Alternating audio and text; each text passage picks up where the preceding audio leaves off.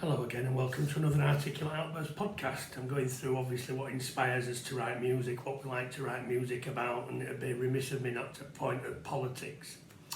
Before actually getting to the band politics or the kind of writing that the band kind of do, obviously we're actually apolitical, we don't actually have a political stance, but we do point the finger at certain unalienable truths and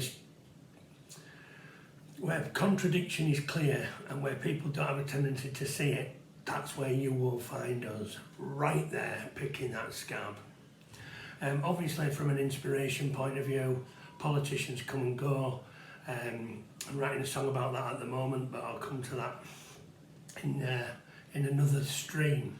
So what we're going to go through is the history of where we get all our ire from and the deep kind of contempt I have for politicians. And I don't know whether that's because I've got older and they've always been this bad, but I kind of figured I'd go through it.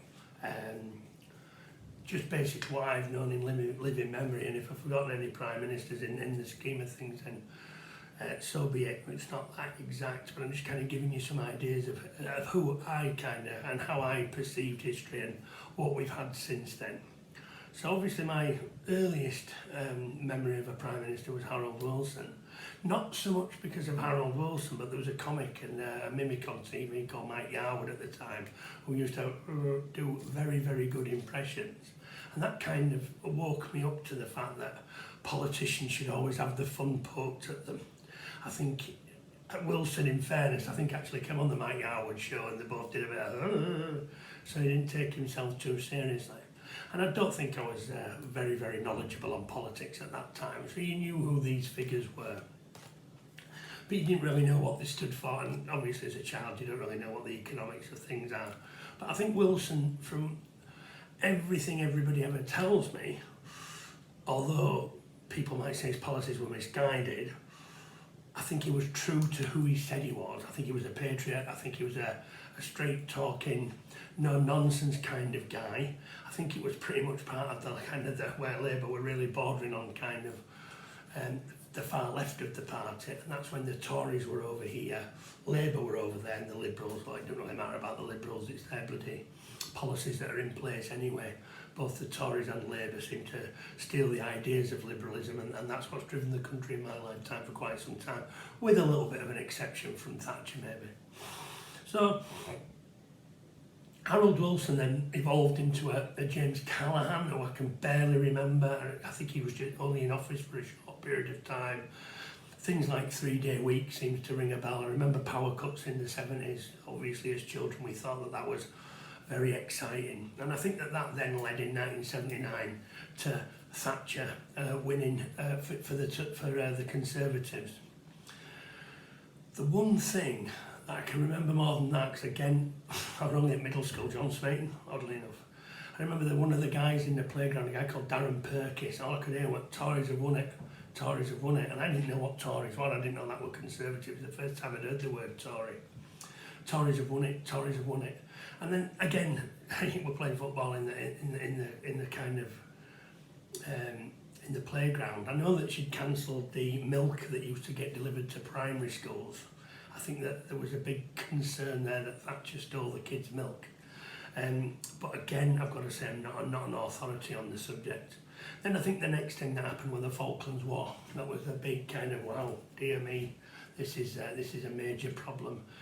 We were very close to America at the time. I think Thatcher and Reagan got on quite well. Douglas Haig was their foreign secretary. And I think I'd been at high school by this time, and we had quite a lot of conversations on the do's and the don'ts of the Falklands. Well, it's not really a war, is it? It was classed as a conflict. We'd fallen out with Argentina, were trying to prop up its power structure. It raided South Georgia, then it took the Falklands, and we sent a task force to kick them out. This kind of rallied quite what I'd consider to be quite a lot of nationalism. Union Jacks, obviously quite a lot of media showing the boats setting off. And there were a fair few boats, has to be said.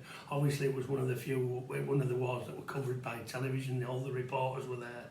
We could practically follow the Marines as they walked to Goose Green. We were getting weekly updates on the news. John Knott was the Defence Secretary at the time, coming out with the details of what had occurred during the day. And the political solution was always a bit flawed. Thatcher was having none of it. These were going to get booted out, and whether that took some force or not. I think that following that, and I think she was pretty much on a tirade of could do nothing wrong. And I think that there were several things that she kind of did that seemed to improve the economy. I know there were a lot of privatisation where ordinary people became shareholders. Can't help thinking that, well, saves a few quid if we can drag it out of the citizenry. And it seemed to bubble along for quite some time. I think she was always good at the dispatch box. She always seemed to handbag Neil Kinnock. I think another genuinely good guy. Just lacked the political nous, I think, to be able to unseat her or knock her off track. Again, another straight down the line, straight talking taffy. I got a lot of respect for Neil Kinnock. I just don't think he had any policies that could counteract what Thatcher had at the time. I think moving from Thatcher and then the poll tax came in, I thought it was fundamentally unfair. The poll tax riots, I think some rioting went off in London, and effectively that dragged down Thatcher. She went away in the night of the long knives, ushered in a guy called John Major. Probably the only thing we know about Major was his back to basics policy. I think that was at the same time some Tory MP were caught with tights and suspenders and an apple in his mouth, dead in his doorway. So that kind of tied the back to basics kind of strategy.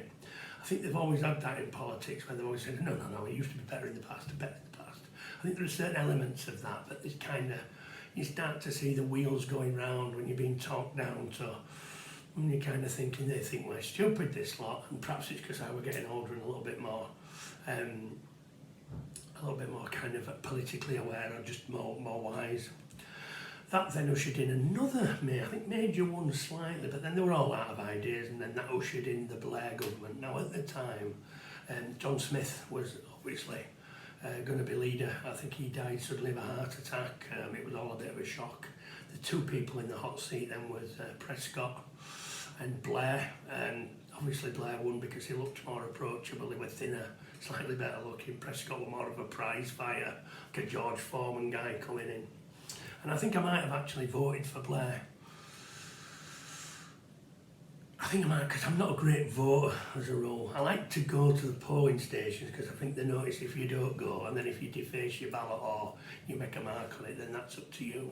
But I can't actually remember, but I do remember it, one of his 3 elections voting for Blair.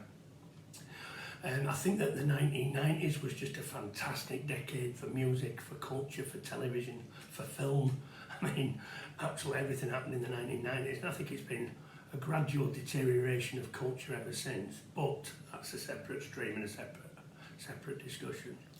And then the Blair age went to the Brown age, and there was a bit of discussion because Brown had not really sat down and had a general election. And it was handed the kind of stewardship from Blair. Blair had promised and stuck to it that he'd do his 3 terms.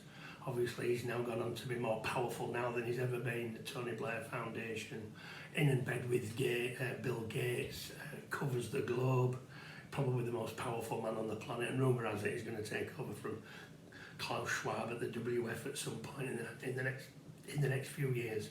So Blair's a globalist, a real tinkerer. He can draw up policies, he can get stuff done. If you want something done, you get Blair to do it. I don't trust his motives at the moment. I think he's serving powers outside our borders, but I digress. The next guy into the seat, as I remember, it was David Cameron. I can't remember whether that was the coalition government with Nick Clegg or whether it was Cameron on his own. I'm not sure. And this is where, for me, politics really started to lose its cohesion from all of them. Brown had lost. I think he was done. I think he lacked charisma. I think what cost him was how he belittled that woman that had genuine questions about what was going on with immigration at the time. God, what's it like now compared to then? And I think that kind of, his bigoted side came out, and it was full. It was there, and he had to go back and apologise, and you think, so what do you really think about everything else? So you always think that politicians are kind of contained, and they'll never say the truth, and they're just shills, really. I think since Cameron, so then Cameron came in, I think we've had a mixed bag of Tory, Liberal, May, and then in 2016, obviously the bomb went off, Brexit, and that, I voted Remain. I'll always say this, I voted Remain, but what I could never get used to is just exactly how bad fellow Remainers took the result and shut up about it. Everybody was misled. We all knew what we were voting for. I was voting for a Europe, quite liked it, didn't see the wheels of power going round at the time, a little bit glib. So that kind of shocked the system, and then Trump got in. So all of a sudden you start to realise, the minute someone's got a saying something, it doesn't go the way that people expect it to, then you see a different side to politics. So Trump came in, it were all about Russian collusion, 5 years, I don't think CNN showed up about it. You're thinking, this was before he made any policies and started turning on him, and all of a sudden you realise, what could be so bad that somebody who's not a politician got in that would make this reaction? How bad is it when your man don't get in? And I thought that was the same with Brexit. Brexit came along, and obviously they didn't want to leave. They weren't expecting that result. I think Cameron believed he'd win 70-30, obviously had to leave office. Clearly misjudged the will of the British people. I think I did, I think the whole country did, I think we're all surprised. I think there's a lot of people that didn't vote, assuming it just goes straight through. But the problem when you call a referendum, you've got to adopt it. And again, like the Trump election, that showed a completely different side to the whole political class falling apart, divided loyalties. Some in the European camp had a charge done with treason, to be fair, and just about every single person trying to prevent Brexit happening, to the point that although we're out, I can't thinking we've still got one foot in, and people are actually thinking about going back in. So you've kind of really got to worry about that decision. Any government that takes us back into Europe based on a referendum result and overturning it, we're into dangerous territory. We're into very dangerous territory. If you ask the people their opinion and you don't follow through on that, I've got to say that will spark a hell of a lot of difficulties, civil unrest I would suspect. But we are where we are. We've now got Boris comes along to get Brexit done, for which he's been eternally punished. And this is where I realised that politics was absolutely corrupt beyond belief. Was when the minute Boris got in, I think everybody was expecting all those bad laws that built up over the Blair time would be washed away, would be counteracted, or new laws had come in, an 80-seat majority. They should have had a massive plan for exactly what's got to go on, and absolutely nothing happened. It kind of stalled at the lights. I'm not bothered what policies they would have been, but you would have expected to see some. And I thought, what's all that about? And I think the first rule he made, which surprised everybody, was bringing forward the release of the electric car, where we can no longer sell petrol and diesels. Moved it forward by 5 years. No one had voted for this. It wasn't in the manifesto. I know his missus might be a little bit of a fruit bat, but I didn't think she had that much power. And all of a sudden you're thinking, hang on, you've got everybody in the north that voted to get rid of this kind of monkey off our back, Brexit, and coming to do the exact opposite. Told me immediately that nobody in Parliament is in charge or has any ideas what direction this country is going to go in. The country's going to go in the direction of what others, business interests, the corporates. I just thought, this is corrupt. This is a commercial class of politician. I ain't got an ounce of public service in them, unless it's for themselves. Couple that with Brexit, couple that with the thingamajig that we can't not mention, just in case YouTube strike me, and the absolute unmitigated debacle with that, which I could probably do about 10 weeks of streams on. But that's not what this is about. All I'll say is this: when it comes down to the discussion of whether a Scotch egg is a meal or not, then that's how far the termites have spread and how well they have dined. Boris had to go. Boris had to go, I think, for everybody, but now we've got an unelected globalist shill in charge. Also, I won't mention the trust deal. That was an obvious. She came in with low tax, low inflation, and obviously the Bank of England crashed hers because the bond market was adversely affected by those policies. So she came in to do what she should have done and was usurped by globalist powers again, Bank of England back in, and now they've got their man Rishi Sunak at the helm. All these people are casting Tony Blair's image, all of them. I think Sunak's not come up with a single idea. Immigration will never change. They're waving them in. All this rubbish about we'll send them to Rwanda, we'll block the boats coming across the channel, it's all lies. They want them here. Nothing else explains their actions. Which is fine. Just admit it. Tell us why you want them here. Couple of terrorist attacks in Europe. Most people are kind of, who are we letting in here? And obviously that's the crux, that's exactly where we are now. We've got unbridled immigration, people coming in we don't know. And the multicultural dream that we were promised just seems to be that little bit creaking at the seams. So that's where we are. It's a sunny, hot day, and I've got and it should be a great day, and I've got absolutely nothing but contempt for our politicians. Nobody repeals bad laws. They just keep adding to new laws, and then 6 months before an election, you see how clever they all become, telling people what they want to hear, and then all of a sudden doing absolutely nothing once it's over the threshold. I've been doing a lot of research on the real wheels of power, but that's obviously on separate streams. We don't have it here, but that's pretty much the kind of banality of politics for me. I think I might have voted for Boris, actually, I can't remember. But it is what it is. So when people say about us being political, I think throughout my life I've voted pretty much Conservative and Labour, depending on what they offered that year. I don't think any of them have ever delivered on anything I've asked them to. I think the Tories were going to privatise housing associations they flirted with, increasing motorway speed limits to 80. All bullshit, all red meat for us lot to listen to think, that'll be good. Instead we've got 20-mile-an-hour limits and cars struggling to maintain it, and just all the contradictions, but again that's another stream. So I thought I'd set the record straight with our politics, because a lot of people think we're more political because of the music than we actually are. We just like to point at the hypocrisy of it all. So that's politics. I think from then we've got a couple more streams I'm going to do. Sorry, that was politicians. There's a couple more streams I'm going to do on politics around the basics, pretty much what the lyrics are kind of standing for, which is a little bit more nuanced and a little bit cleverer. But I just wanted to set the scene about politicians. Then we'll get into politics. Then we'll start talking about the up and coming album, which I'm really excited about. Got band practice again tonight. We're just cracking out the new stuff. So there's a song that cried wolf.